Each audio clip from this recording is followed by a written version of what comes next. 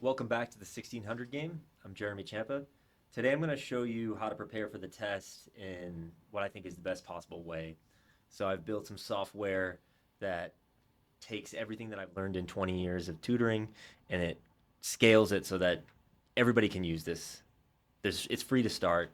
I'm going to show you exactly how to use the app, how to get started on the app so you can have your own sort of customized experience with the software. And I just want to walk you guys through the first couple steps you're going to take. I have a lot of folks starting with us here in early June. So this will be kind of like a guide for how you should get started if you're part of our group or if you want to be part of our group. So we've got the homepage for the 1600 game, and if you haven't made an account yet, you just click start your plan, you put your name in. Let's call you Genius, and your email is going to be genius@college.com. Whoever has college.com is about to get an email. And I just want to show you guys what happens when you start a trial or just log in with an account.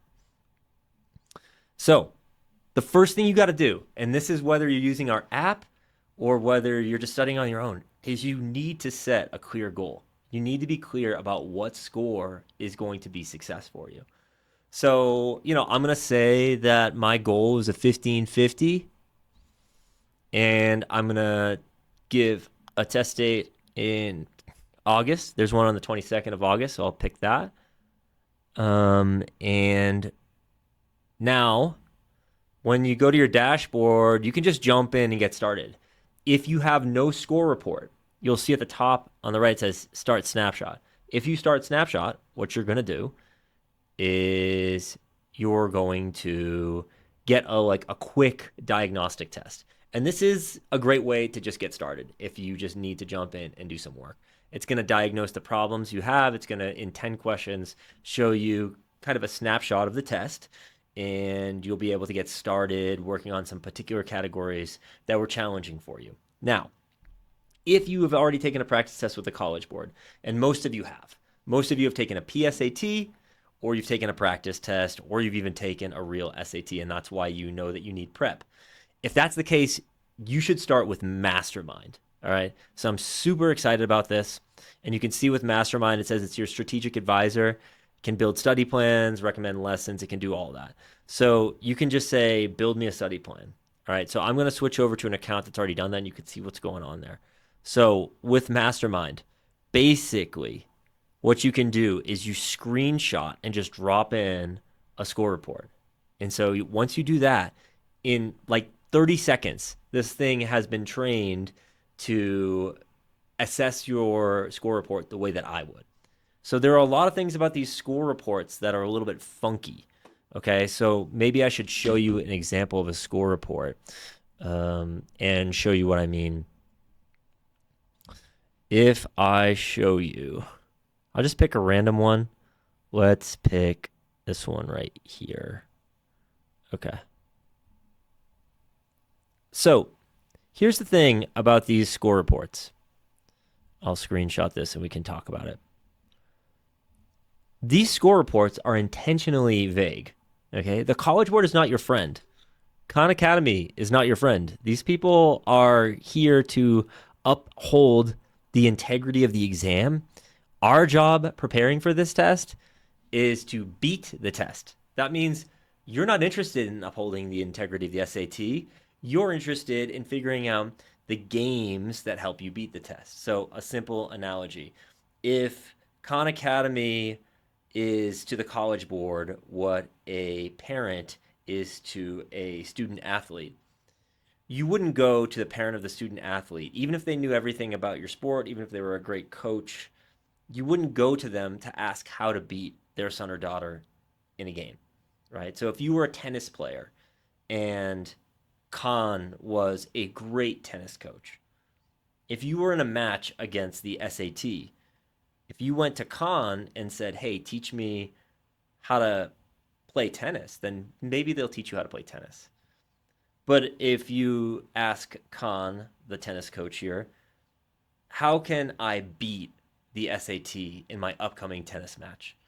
Of course, there's a conflict of interest. Of course, they're not going to give you the full lowdown on your opponent's weaknesses, your opponent's tendencies, right? Our job as tutors and your job as students preparing for the test is to understand the game that you're playing and not to be thinking about the test as just math and reading, right?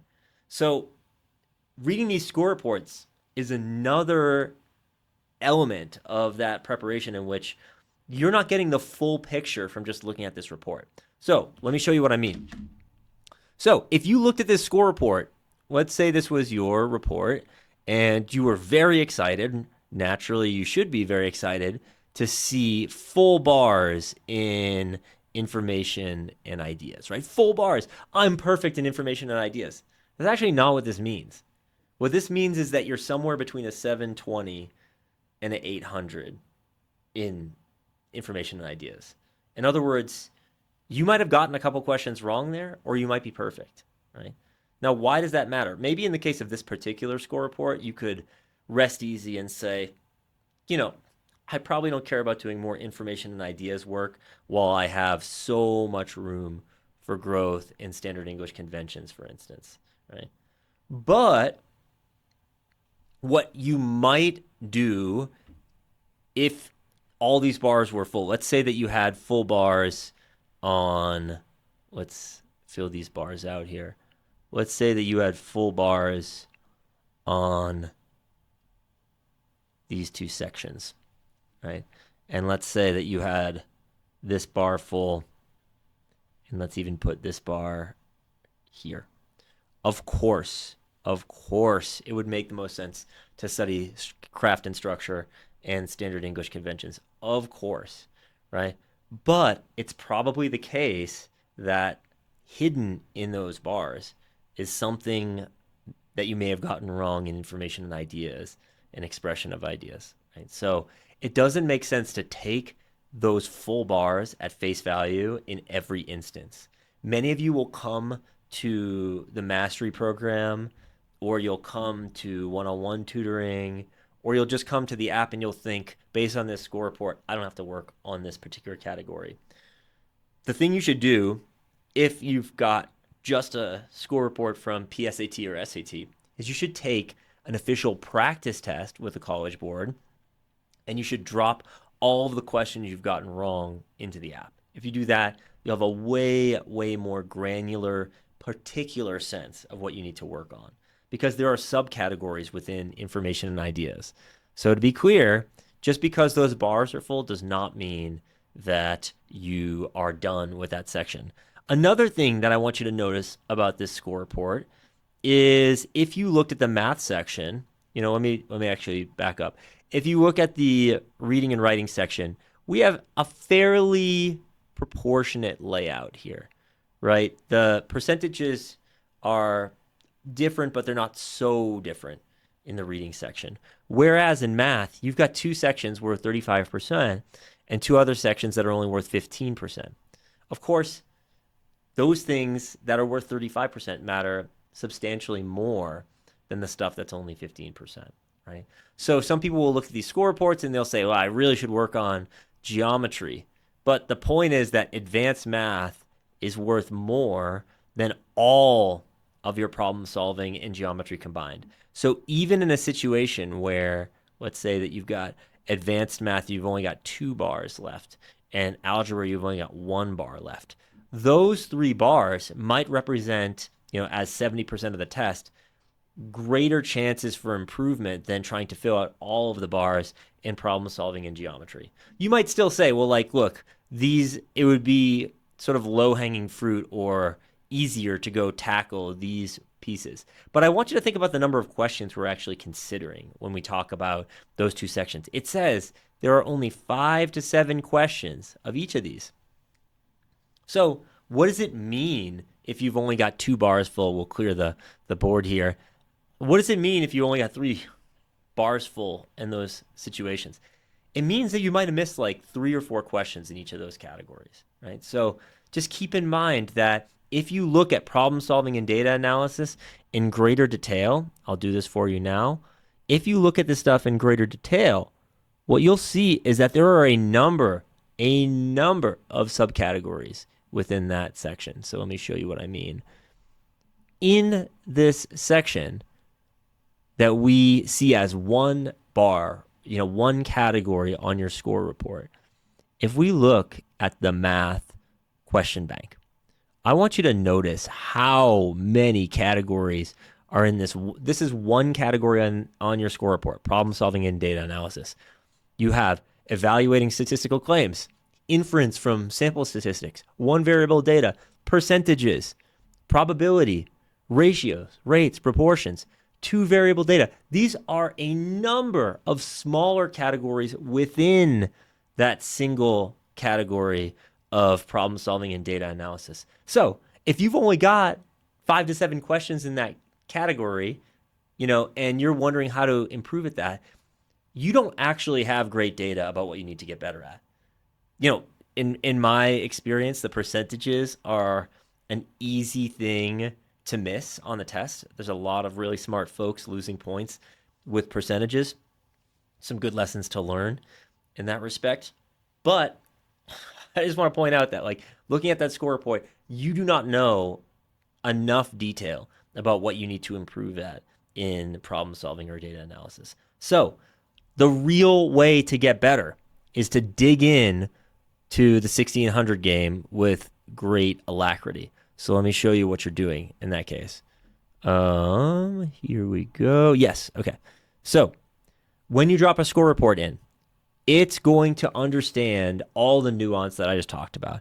It's going to go deep into these categories. It recognizes there's wiggle room there, and it's going to assess what you need to get better at, what you need to work on. At the end of that, it's going to drop out a study plan. So in your dashboard, you will see an active study plan. It tells you what you should do first, grammar first, strategy, tells you what to do, and it'll give you some questions to work on.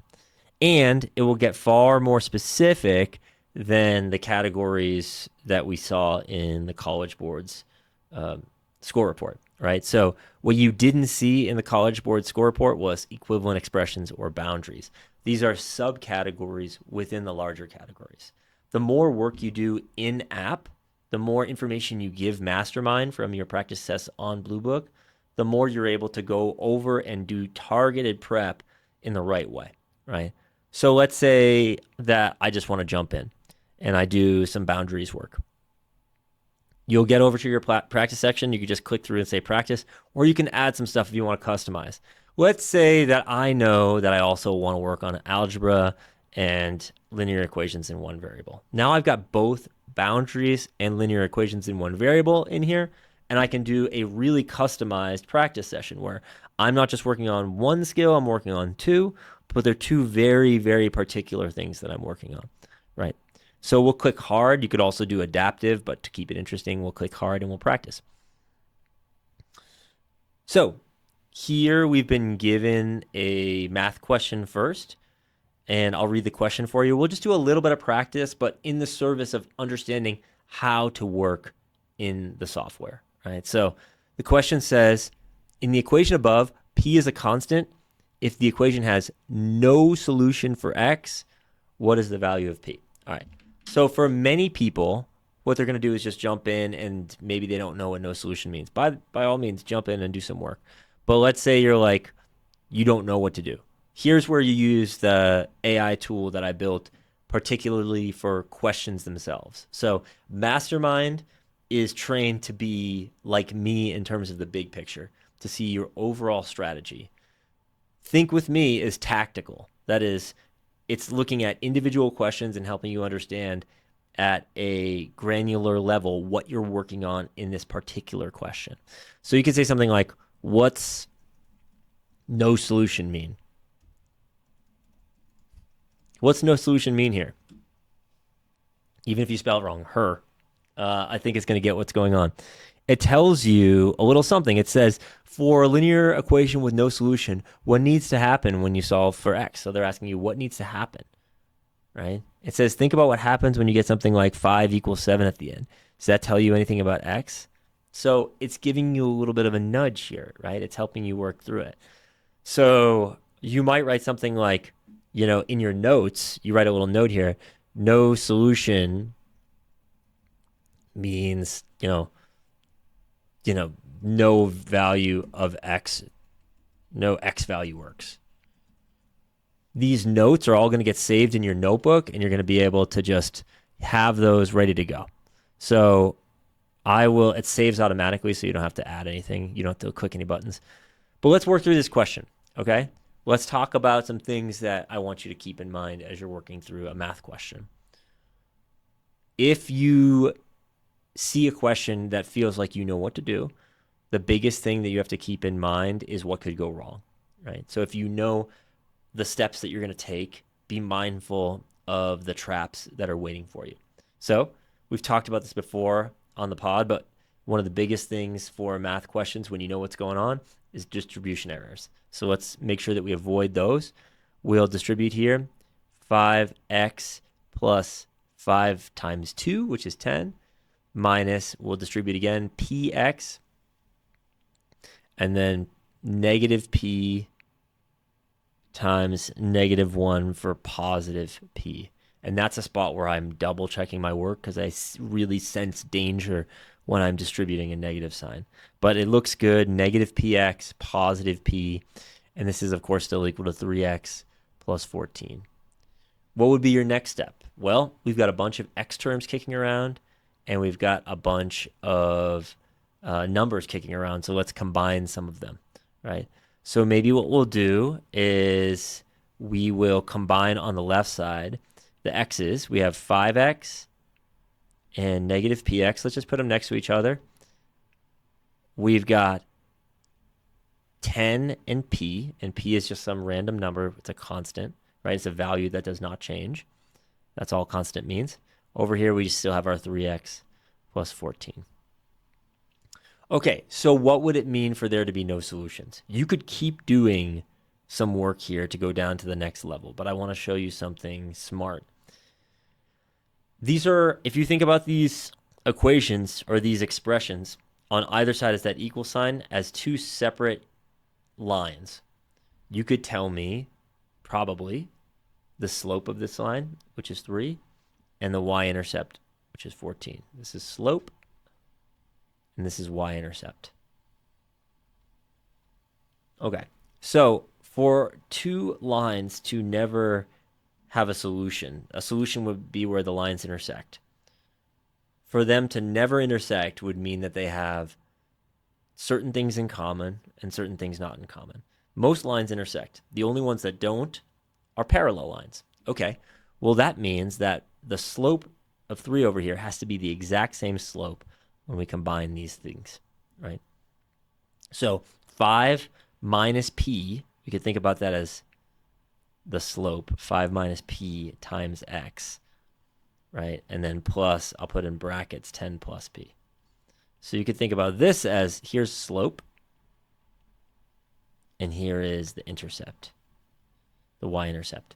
Well, the first stop would be, let's get these things to be parallel, have the same slope. Of course, if 5 minus p is the same slope as 3, 5 minus p is 3, and p would be positive 2.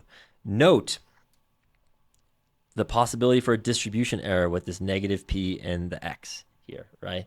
That's why negative 2 is there. Note also 5 as a value, mirroring 5 as an answer choice here, right? 5 almost looks like the slope in the original problem, right? So you could go further with this question, but now I've just shown you a little trick, right? When you see no solution in a linear setup, what you're talking about is slope. By the way, you could ask the tutor something about this. You could be like, is slope useful here? Like the slope of both sides, right? You could ask the AI. You could do some work there. Now look, it says it gives you some encouragement. It tells you exactly what you need to know. And then you could add this to your note. You could be like, on these cues, make the slopes the same. And maybe You write the note in your own way that it makes sense for you.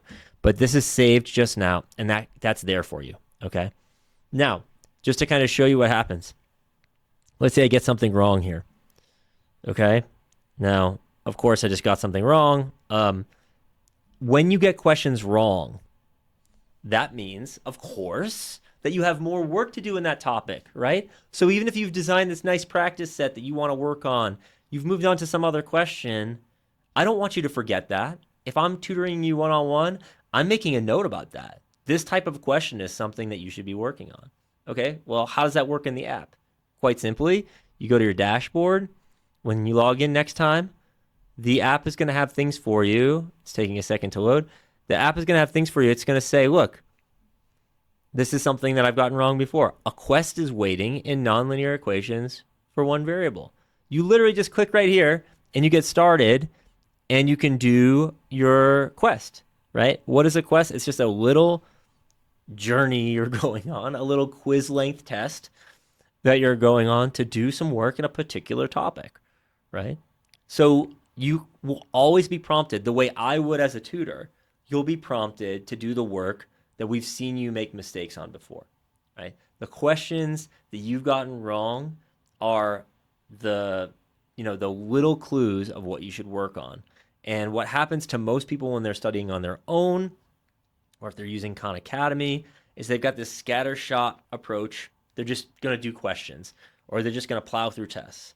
Or let's be honest, most of us hate to work on things that we're not good at, right? If you're honest, right? It's kind of painful to work on something that you're not great at. So, when you're studying by yourself, when you don't have any accountability in sort of, the dark recesses of your mind, you should go work on that thing that you're bad at. But it's pretty painful to do so. So what do? Maybe you do a little bit there, but then you go running to something that's a little bit more fun.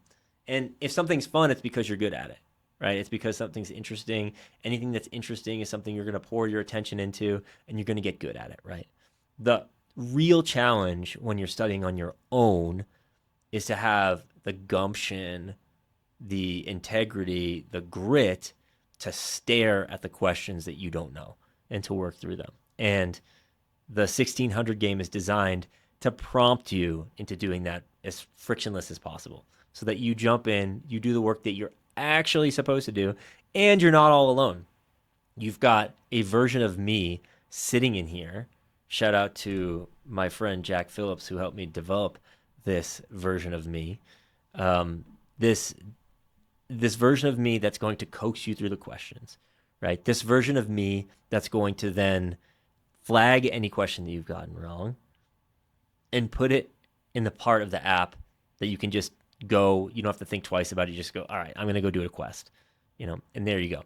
So the quests are how you can continue to work on this. And one of the things that I used to have to make students do manually, it was so annoying for kids.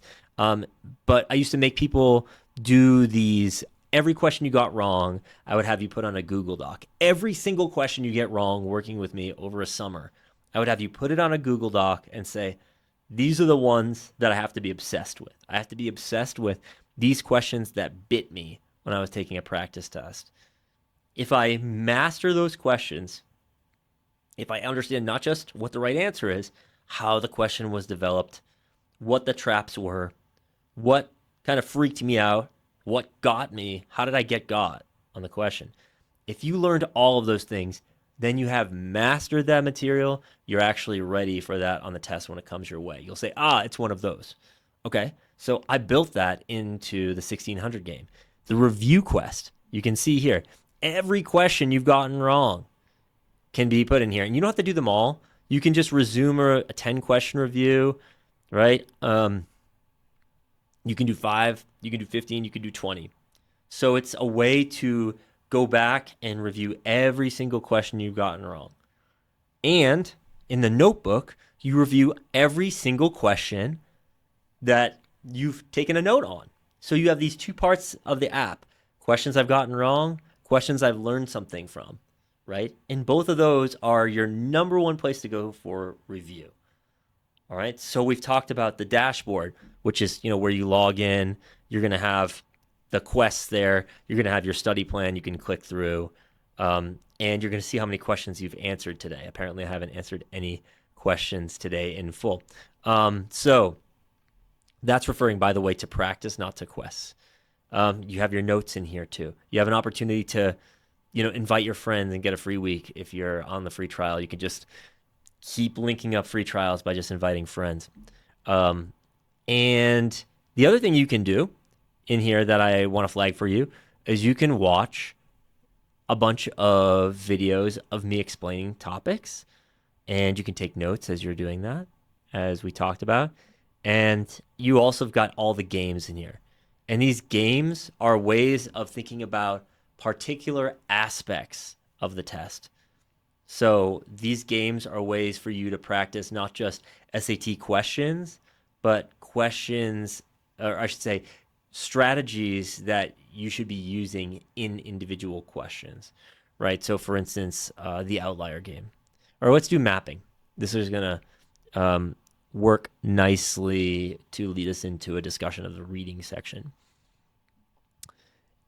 Here's what mapping means. Mapping means that reading questions on the SAT, the right answer to a reading comprehension question, takes language from the passage, paraphrases it, and puts it in a different order than you've seen in the test, or I should say in the passage. So if the passage says X, Y, Z, the right answer will take some paraphrase for Z, and then some paraphrase for X, and then some paraphrase for Y. If the passage says X, Y, Z, the answer will not say X, Y, Z in the same order, in the same language. The incorrect answers will.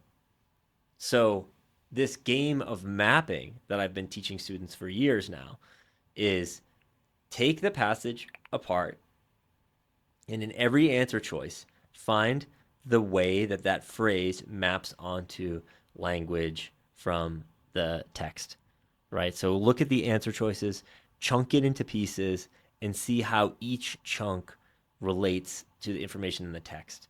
This allows you to get really, really particular about small shifts in language.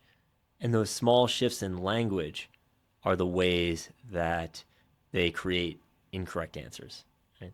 So, for instance, if I take this first bit of the text, organized agriculture began at least 2,000 years earlier. My job is to go through the answer choices and find the phrase that basically means that. Organized agriculture began at least 2,000 years earlier. Well, that kind of looks like this phrase, systematic farming emerged or is emerging in the passage or in the answer, but the farming emerged sooner than they had thought, right? Now, that is exactly the same phrase we see in B, right? And then in answer choice D, that's not quite the same. Farming practices developed much more recently. That, of course, is the opposite, right? So now let's take the second part of this text. The transition from hunter-gatherer societies, that is the same thing as the shift away from nomadic food gathering, right? And then let's see, is there more? I'm not sure if there's more there. I'll keep moving because this is what I would do on the test as well. Just keep moving. Don't get obsessed with one little piece. Chip away here. Not a sudden revolution, but a gradual process. Took place incrementally over an extended period. So you see how the original passage had blue and then green and then yellow. And then look at the right answer. It's green, yellow, blue, and we have phrases that are flipped. Let's find the flaws too. The flaws in these answers. Hunter-gatherer societies did not disappear overnight. We say that it was gradual. Let's say the agricultural revolution happened suddenly. That's a flaw. And then farming practices developed much more recently. That's also a flaw. And we'll see what my game here thinks about these things about Turkey. I don't see those as really flaws because it does say discoveries in Turkey, right? I do see that phrase here. But the word confirms is a little bit sketchy, so we'll see what they think of that. Demonstrates, I think I'm going to click confirms too as a flaw because I don't think confirms is the right, well, let's leave it off and see what we think. Yes. See, perfect. We've got it. So we've got the right answer and the mapping process is described in here. So these games are ways for you to think about not just a reading question, but the way to work through a reading question, right? So, if you want to get good at basketball, you shouldn't just play basketball, right? You should practice your shot. You should practice your ball handling skills, right? And then even within, say, something like a shot, you might practice your form. You might practice your release, right? You might practice sort of different versions of the shot, right? So there are not just questions in here that I've developed myself that I think, really mirror the challenges that you'll see on the SAT. There are also games in here to help you work on, in this metaphor, your form or your release, right? The elements of reading questions, more particularly than just reading questions themselves.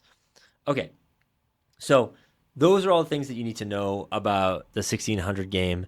You've got, analytics in here so you can break down how many questions you've answered, the things you should focus on, category performance, all this stuff in here. The kind of questions that you've done really well on. You can see mastered, proficient, in progress, untouched. So you don't have any blind spots. You don't have a sense of like, I haven't done the work I need to do in a particular area. And in seminars, there's none scheduled yet. Once the mastery program starts June 1st, you'll see the seminars in there. And that mastery program is going to be a group lesson seminar.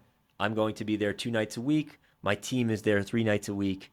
And we're going to be, as a large group, working through practice tests and in small groups, working through some problems individually. So you'll see me on Sundays and Thursdays, it's seeming like, and Monday, Tuesday, Wednesday, you'll see the team. And on Fridays and Saturdays, that's when you do your own work. You go and take a practice test.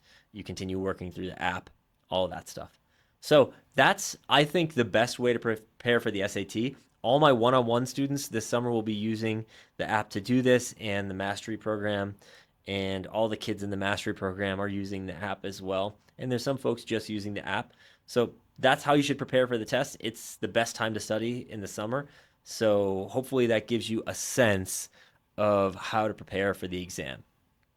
I want to spend a little bit more time on this idea of mapping, and I want to show you a couple of examples from a real test.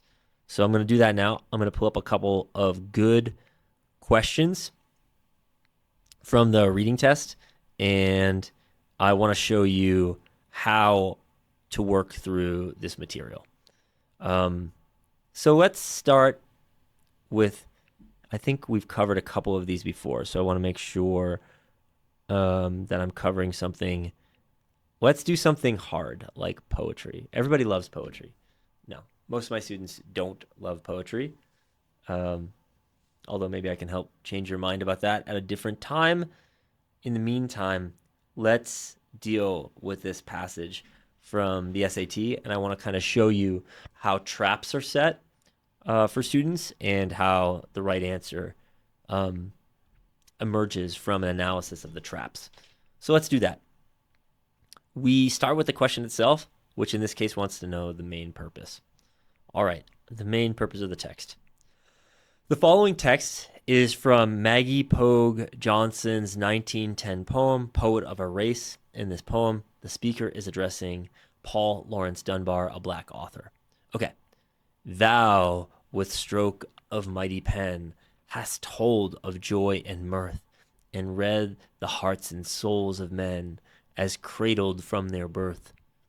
The language of the flowers, thou hast read them all, and even the little brook responded to thy call. Okay. One quick note about reading poetry. The first time you should let it just wash over you like music. You shouldn't worry about gathering too much of the meaning because the meaning of a poem is bigger than just the individual words on the page. So it's a mistake to go line level and analyze first. First, you should just read. Okay, so what's the main purpose of the text? Let's map out these answer choices. So, answer choice A, I'll use some color here. Answer choice A, to praise a certain writer. I mean, that's certainly the case. You know, we see that this writer, thou, you, in the old-fashioned way, has a mighty pen, and you know the language of the flowers. You're really good at stuff, right? So, for being especially perceptive. So, by the way, maybe we can also say, in terms of mapping here, to praise a certain writer, we've got a specific writer in the introduction. That tells you, once again, that the introduction is really important. And where do we see being perceptive regarding people and nature? Well, I've got read the hearts and souls of men, and the language of the flowers, thou hast read them all. So I see mapping for both of these pieces. Let's look at some of these other answer choices. To establish that a certain writer, so we could certainly say, that we're talking about this certain writer again, has read extensively about a variety of topics. Now, we can see where that's coming from, right? Thou hast read them all, right? So that seems true. Has read them all.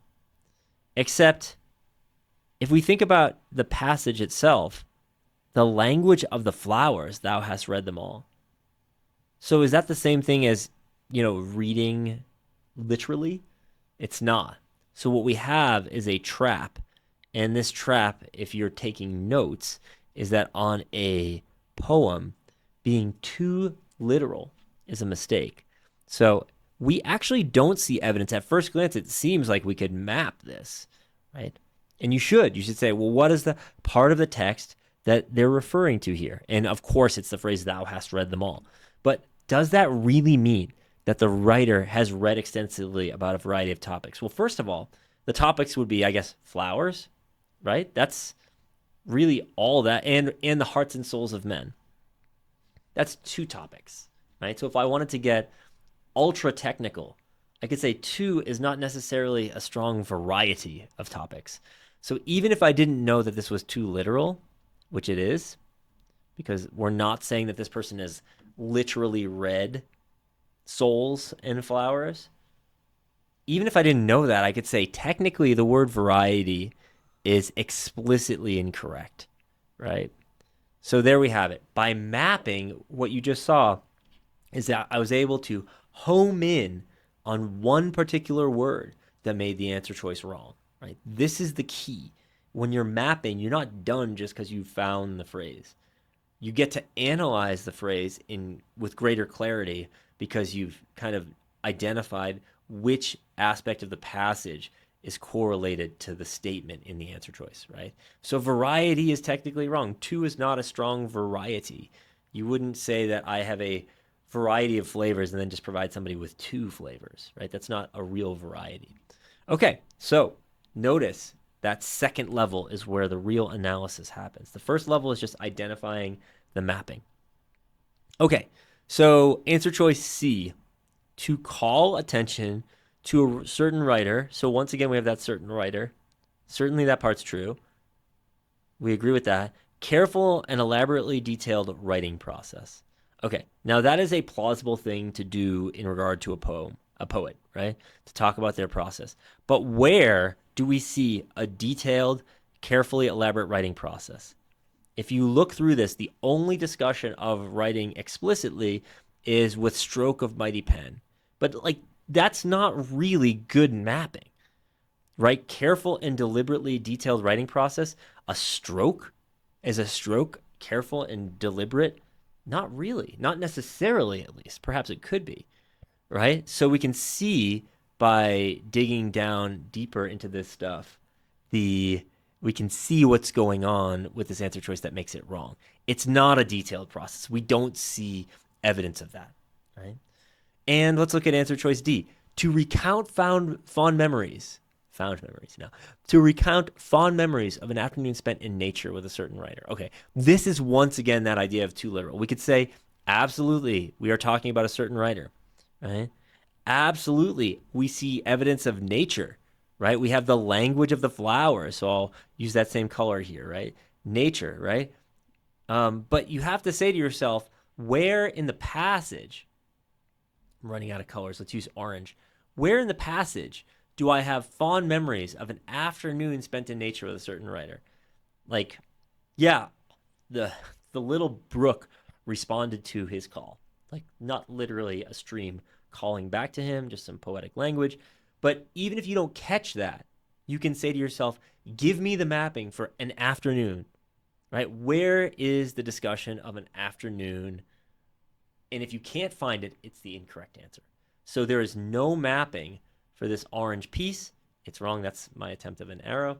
You can see that that's wrong, and therefore we are sure about what our right answer is. It's definitely answer choice A. We're praising the writer. He has a mighty pen, and he's told all these stories.